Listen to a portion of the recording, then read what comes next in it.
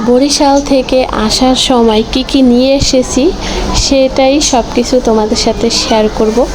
Hello everyone, আসসালামু আলাইকুম। কেমন আছো তোমরা সবাই? আশা করছি আল্লাহর রহমতে তোমরা সবাই অনেক ভালো আছো। আমিও আলহামদুলিল্লাহ অনেক ভালো আছি। তো প্রথমেই ইলিশ মাছ থেকে শুরু করলাম। এখানে 3 কেজি ইলিশ মাছ আছে। তো এই মাছগুলো হচ্ছে আমি আসার সময় কিনে নিয়ে আসছি। এবার যে মাছ নিয়ে আসতে পারবো আসলে সেটা তো ভাবতেই পারিনি, কারণ আমার ভাই খুবই ব্যস্ত ছিল। ওকে মেজো ভাই মানে সেজো ভাইকে কিছু বলতেই পারি নাই। এটা আমার বড় ভাই হচ্ছে অ্যারেঞ্জ করে দিছিল, তো আসার দিন তাও। আর এইখানে আবার হচ্ছে আমার ভাই গাছ থেকে কলা কেটে দিছে, তারপরে আমরা যে হচ্ছে লতি উঠাইছিলাম, তো ওইগুলো তো আসলে শেয়ার করে ফেলছি।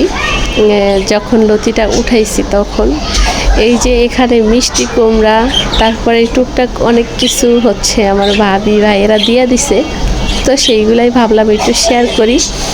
তো প্রতিবারই হচ্ছে আমি যদি নাও যাই তারপরও কিন্তু আমার জন্য অনেক কিছু আমার ভাই ভাবি পাঠিয়ে দেয়। আর এইবার তো হচ্ছে আমি নিজেই গেছি, তো কিছু নিয়ে আসবো না এটা তো আসলে সম্ভবই না।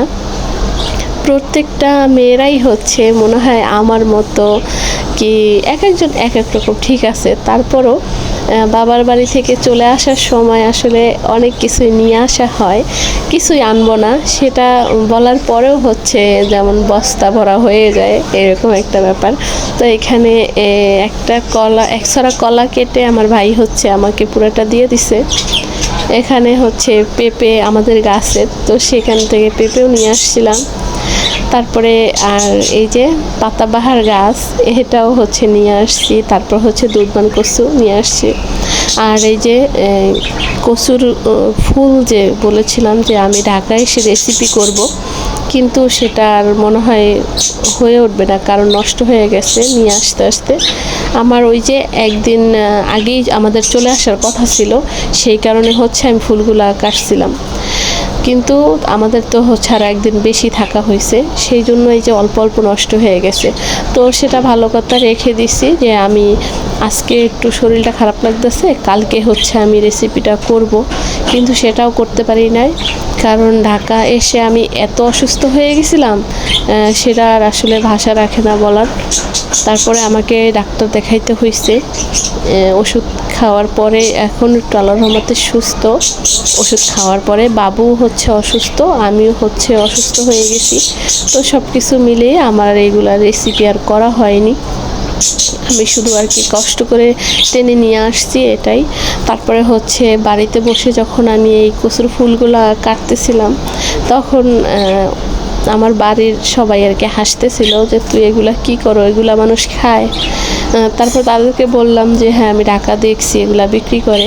তারপর হচ্ছে অনেক ভিডিও দেখছি যে এগুলা রান্না করতেছে, মানে ভাজির মতো রান্না করে খাইতেছে। তো আমি একটু মনে মনে ভাবলাম যে হচ্ছে আমি রেসিপি করে আমার প্রিয় আপুদের সাথে শেয়ার করব, তারা কখনো খাইস নাকি এটাই আসলে বলবো, কিন্তু সেটা আর হলো না। এই যে অসুস্থ হয়ে গেছি আমি সেই কারণে। আর এইখানে আবার হচ্ছে দুধমান কচু নিয়ে আসছিলাম, তো সেগুলোও হচ্ছে একটু বের করে নিতেছি। তো আমার বোন হচ্ছে একটু বেশি নিয়ে আসছে, আমি কম নিয়ে আসছি। তো এই যে সব কিছু একটু গুছগাছ করে রাখবো। আমার এই কচুর ফুলগুলা এখনও দেখে কিন্তু অনেক খারাপ লাগতেছিল, আসলে আমি এত কষ্ট করে নিয়ে এসে টেস্ট করতে পারলাম না। তো সমস্যা নাই, আবার যখন আল্লাহর রহমতে বাড়ি যাব চেষ্টা করব বাড়িতে বসেই আমি রেসিপি বানানোর। এখানে মায়ের জন্য সুপারি নিয়ে আসছি একটু, আমার বোন হচ্ছে বেশি নিছে, মা খাবে কি না আমি শিওর না, ভিজানো সুপারি, তাই অল্প একটু নিয়ে আসছিলাম। কিন্তু সে সুপারি খায় নাই, সে বলল এটা নাকি গন্ধ, তাই এবার হচ্ছে আমি রেখে দিছি। আর এই দিকেও হচ্ছে শুকনা মরিচ, তো আরেকবার হচ্ছে আমার ভাই ভাবি যেগুলো দিছে ওগুলা হচ্ছে শুকায়, কিন্তু এখনও রাইখা দিছি, গুঁড়া করা হয়নি। তো এবারও হচ্ছে অল্প একটু মরিচ নিয়ে আসছি, এটা হচ্ছে যেমন ভর্তা টর্তা খাওয়ার জন্য। আর বাড়ির মরিচগুলা কি ঝাল কম, ঢাকার শহরে যে মরিচ অনেক পাওয়া যায় যে অনেক প্রচুর ঝাল, ওইটা ভর্তা খাইয়ে কোনো মজা নাই। আর আমাদের ক্ষেতের মরিচ তো, তাই হচ্ছে ঝাল কম ভালো লাগে ভর্তা খাইতে। তো এই যে আমার আজকের টুকটাক জিনিস। আর এইদিকে আবার হচ্ছে নারিকেল নিয়ে আসছিলাম।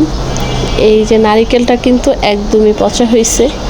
আমি যখন গাড়ি থেকে আসতে নিছি তখন হচ্ছে আমি এই নারিকেলটা কিনে নিয়ে আসছি 100 টাকা দিয়ে। তো এই দিকে আবার হচ্ছে দাম দেখছিলাম যে নারিকেল কত টাকা কি বিক্রি করে। তো একদিন হচ্ছে দেখতে গিয়ে দেখলাম নারিকেল 200 টাকা একটা দাম। তো ওইদিকে 100 টাকা দেখে নিয়ে আসছি, কিন্তু আমার 100 টাকাই লস। যাই হোক, অনেক দিন আর কি বেড়ানো শেষ করে আসছি, অনেক দিন বলতে 4-5 দিন। তো এইদিকে জান্নাতের তো মনে হয় কলিজা শুকায় গেছে, তার আপারে ধইরা কত আদর খাইতেছে, আর তার আপারও হচ্ছে একদম গলা টলা শুকায় গেছে নাতিরে না দেখা।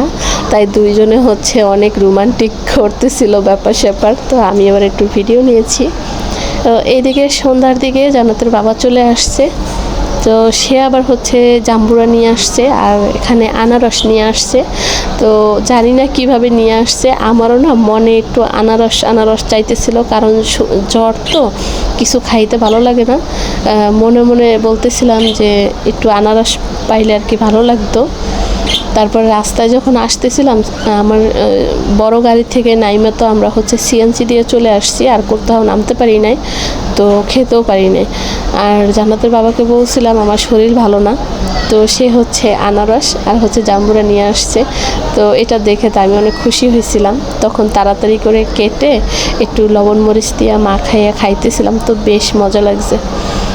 আর আমার তো আর লোভে মানতেছিল না, আমি কাটার সময় 1-2 পিস খাইয়ে ফেলাইছি। আর একদম রসানো ছিল, একদম বেশি পেকে গেছে আর কি, তো মজা ছিল। আর ওইখানে যে জাম্বুরা, এটাকে আমাদের দেশে আমরা জাম্বুরাই বলি, তো অনেকে সোলম বলে, এক একজন এক একটা নাম বলে। যাই হোক, আমাদের দেশে আমরা জাম্বুরাই বলি, কিন্তু জান্নাতের বাবা তারা হচ্ছে সোলম বলে। তারপর হচ্ছে অনেকে বাদাম বলে, তো জানি না, আমরা জাম্বুরা বলি। আর জাম্বুরাটা খেতে না অনেক টক ছিল। আমি তো এত বেশি টক খেতে পারি না, তাই আমি আর খাই নাই, অল্প একটু খাইছিলাম। যেহেতু জ্বরের জন্য জাম্বুরা খাওয়া ভালো, সেই জন্য কিন্তু খেতে পারি না, আমি টক খেতে পারি না, সেই জন্য আর খাই নাই। তো যাই হোক, এখানে আবার এই যে একটু মরিচ দিয়ে আর একটু লবণ দিয়ে আনারস মাখাই নিতেছি, তো অনেক মজা হয়েছিল। জান্নাতের বাবাকেও দিছি, সেও বলতেছিল হ্যাঁ আজকের মাখানোটা মজা হয়েছে।